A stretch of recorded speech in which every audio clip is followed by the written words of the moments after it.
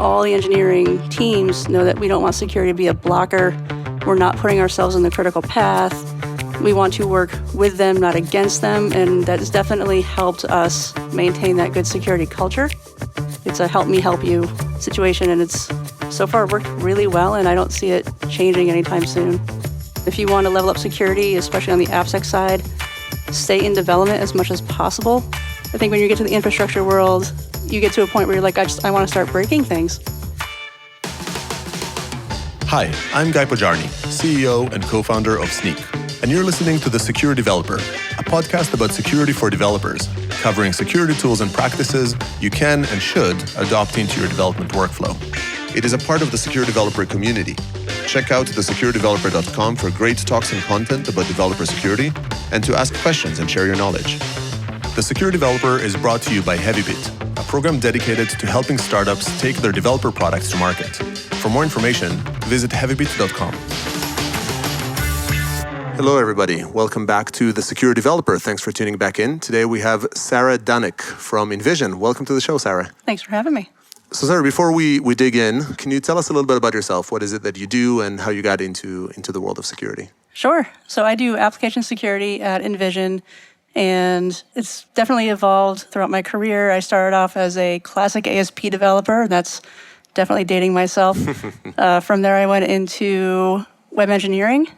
And I think when you get to the infrastructure world, you get to a point where you're like, I want to start breaking things. Yep. So that's how I came into AppSec. Kind of impulse there too. Yeah. And that's all kind of within InVision, or is that in different companies, big, small? No, right out of college, I went to a small design firm, which might use InVision now as a tool. From there, I went to a large insurance company, got into web engineering there and into security. And when I came to InVision, I've been on the AppSec team the whole time. I was actually the first security hire for the company outside of the VP. How many people were roughly in the company at the time? I was employee number 150. 150, okay. And we're over 800 now. Yeah, wow, that's a good sized company. So when I got to InVision, I did pretty much everything, customer questionnaires, talking to the customers about our security. Didn't do so much on the DevSecOps side because we have our own DevOps team there. We do have a security DevOps team now. But so now I'm focused more on AppSec again. Got it.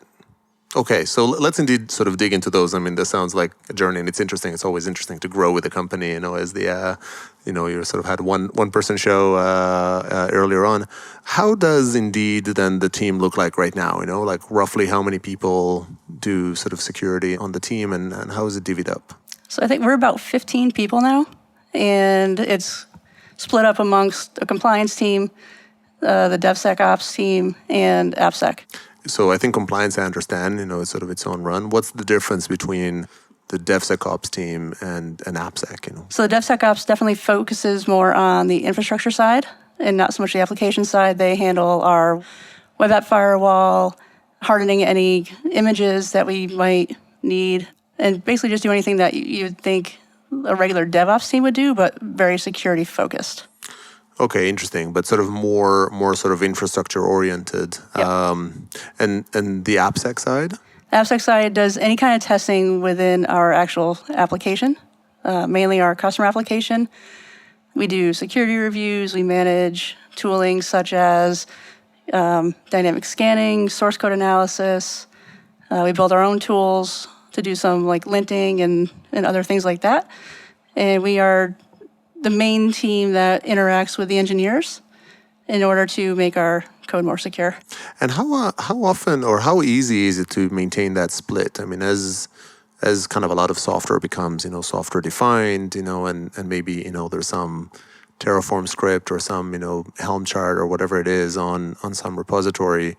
Does it come up at all, this division of responsibility, like engineers dealing with something that is infra and that's suddenly sort of the DevSecOps team, or does the split work fairly smoothly?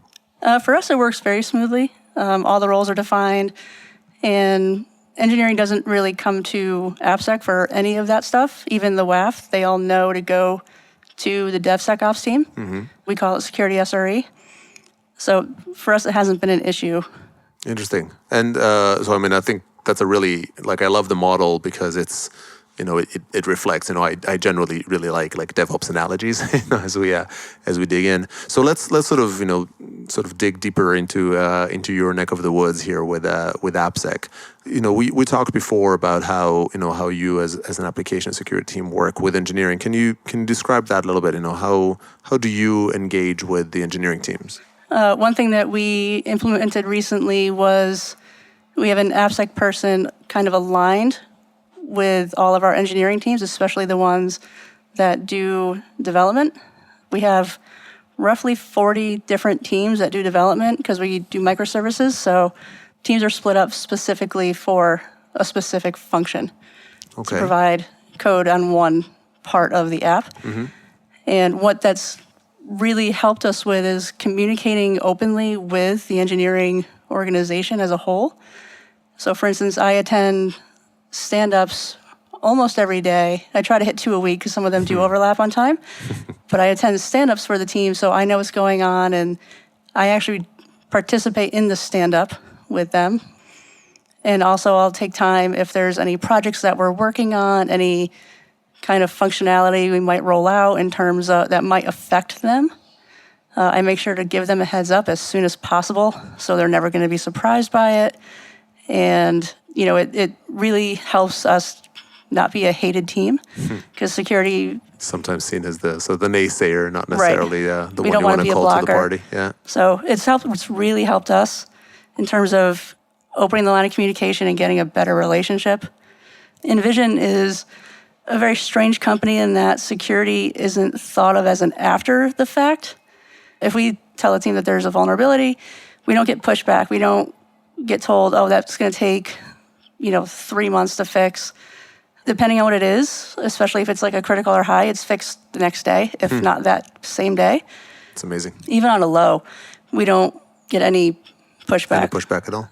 Right. Well, first of all, amazing. Great job. I feel and definitely probably one that you've had. As kind of an early security person in the company, kind of had a kind of good success, I guess, building that up. How do you? I guess I'm still on the sort of the alignment bit, although now I'm super intrigued by this, achievement of getting people involved. So if we go back to this alignment, I mean, how do you deviate up? So, you're aligned with a bunch of these groups, right? And you work with them, you attend their stand-ups. So you're pretty embedded, I guess, inside the relevant engineering teams that you align to.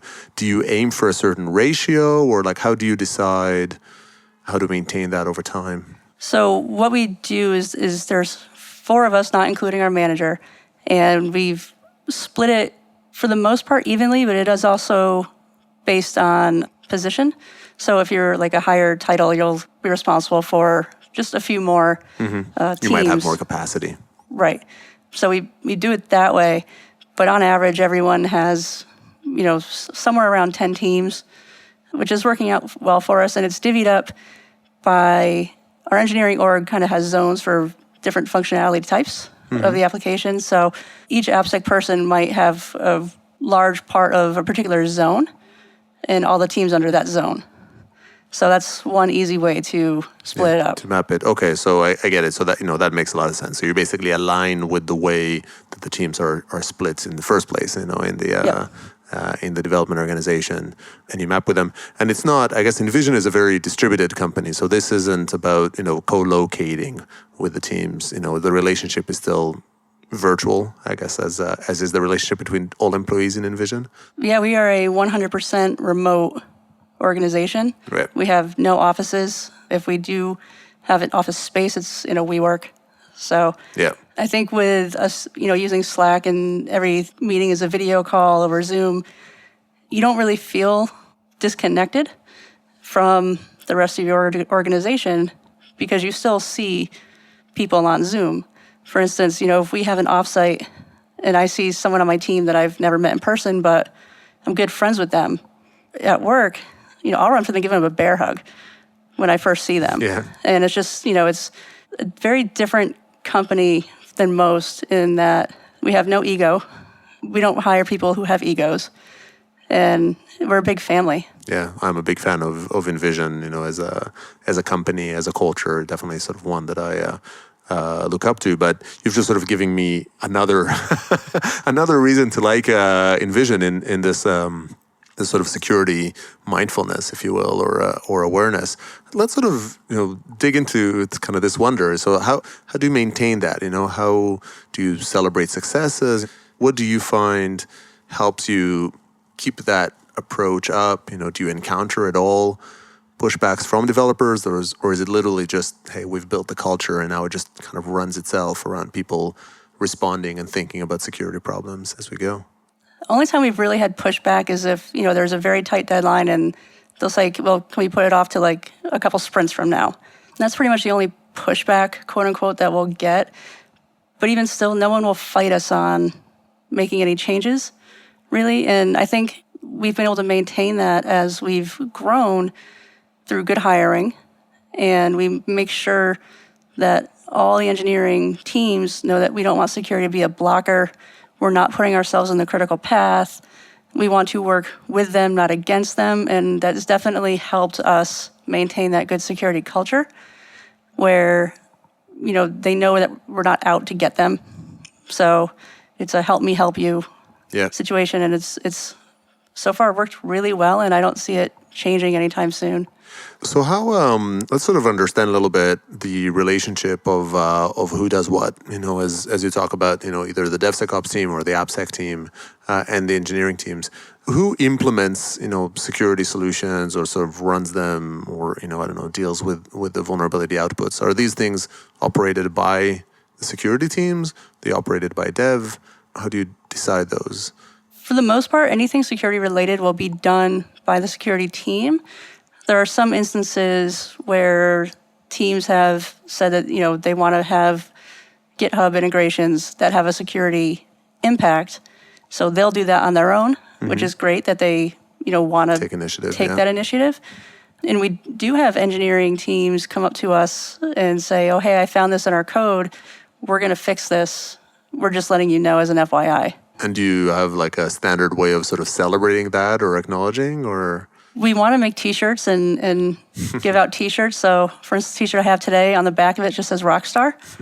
And we would love to be able to do that and give that to them. But another thing that we do as a company is something called Bonusly, where you give peer dollars to each other for a job well done. So probably the main way, and certainly the easiest way for us to do that would be to give a person Bonusly if they tell us something, or if they, we do that even if someone gives like a really good talk during like an architecture office hours or something like that. It's celebrated in that the organizer will be like, hey, so-and-so did a great job. You shoot them some Bonusly, and it really encourages people to keep staying involved and strive to help the organization get better.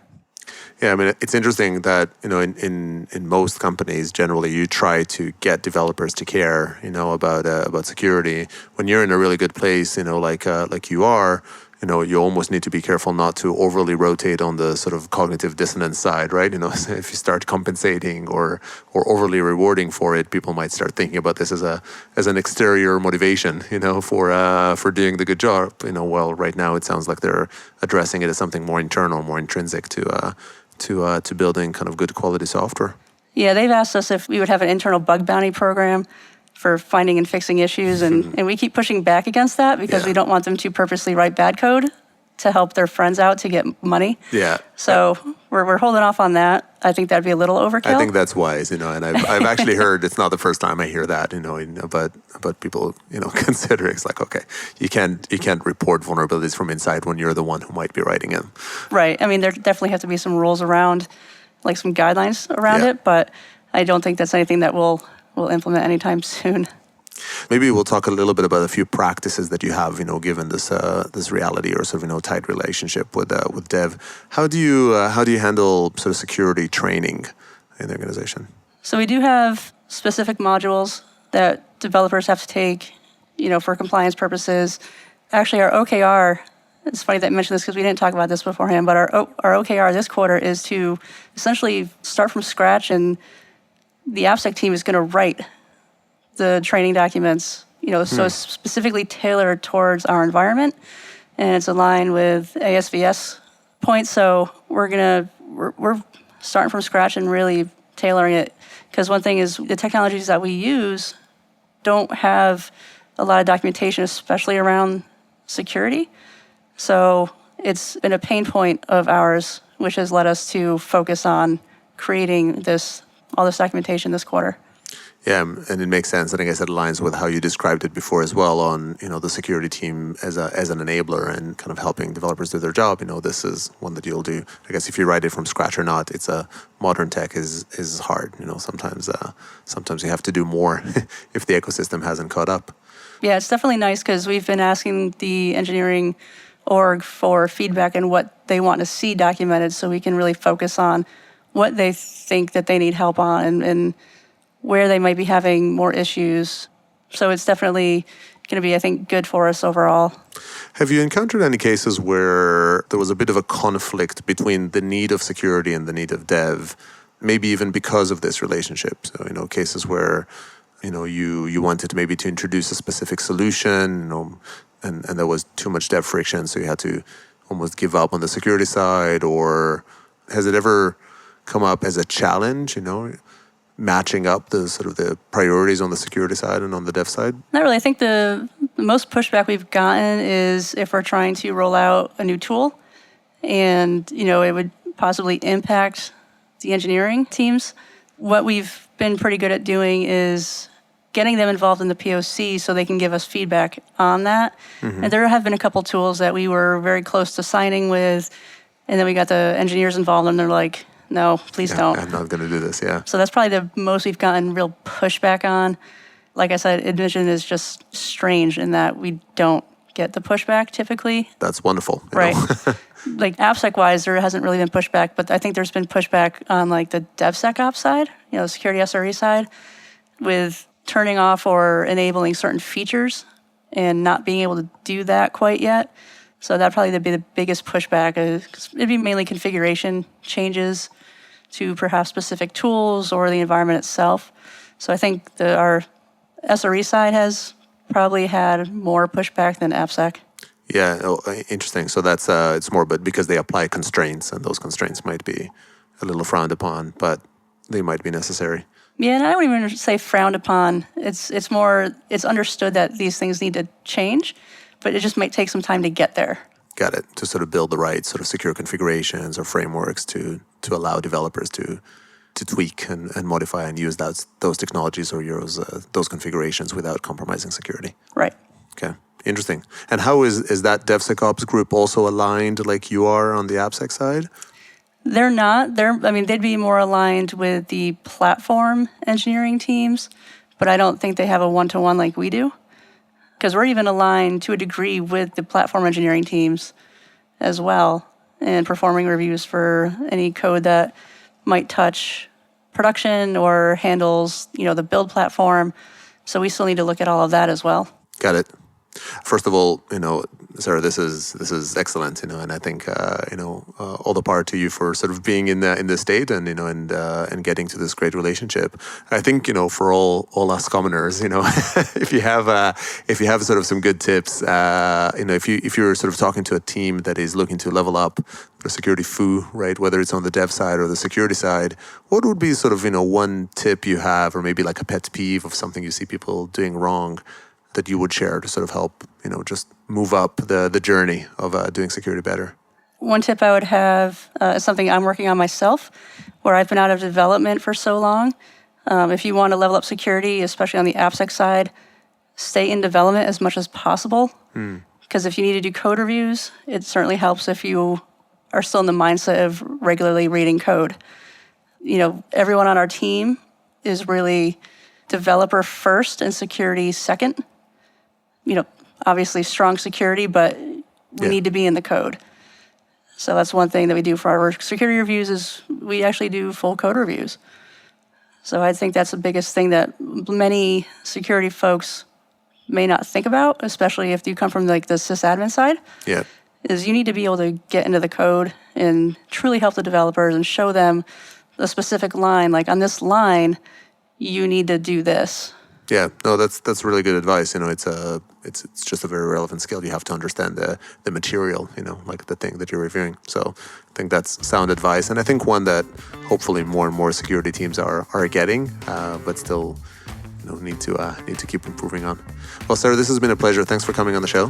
Thanks for having me. And thanks everybody for tuning in. And I hope you join us for the next one. That's all we have time for today. If you'd like to come on as a guest on this show or get involved in this community, find us at thesecuredeveloper.com or on Twitter @thesecuredev. Visit heavybit.com to find additional episodes, full transcriptions, and other great podcasts. See you next time.